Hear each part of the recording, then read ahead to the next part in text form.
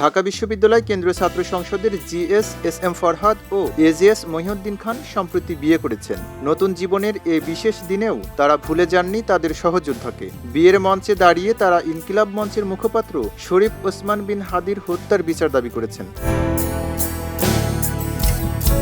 সামাজিক যোগাযোগ মাধ্যমে প্রকাশিত কিছু ছবিতে দেখা যায় বরের সাজে সজ্জিত ফরহাদ ও মহিউদ্দিন হাতে প্ল্যাকার্ড নিয়ে দাঁড়িয়ে আছেন। সেখানে লেখা ছিল জাস্টিস ফর হাদি।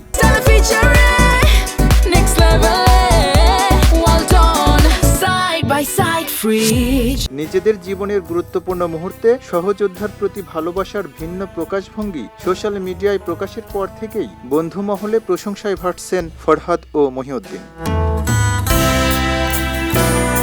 জানা গেছে, ফরহাদের জীবনসঙ্গী হচ্ছেন জান্নাতুল ফেরদৌস সানজিদা। তিনি চট্টগ্রাম বিশ্ববিদ্যালয় কেন্দ্রীয় ছাত্র সংসদের নির্বাহী সদস্য। সানজিদার বাড়ি ফেনী জেলার সোনাগাজী উপজেলায়। তিনি চট্টগ্রাম বিশ্ববিদ্যালয়ের সমাজতত্ত্ব বিভাগের 2022-23 শিক্ষাবর্ষের শিক্ষার্থী। ব্যক্তি জীবনে তুলনামূলকভাবে প্রচার বিমুখ হলেও ছাত্র রাজনীতিতে তিনি সক্রিয় বলে সংশ্লিষ্টরা জানিয়েছেন। তবে মহিউদ্দিনের স্ত্রীর নাম ও পরিচয় এখনও প্রকাশ করেননি মহিউদ্দিনের পরিবার।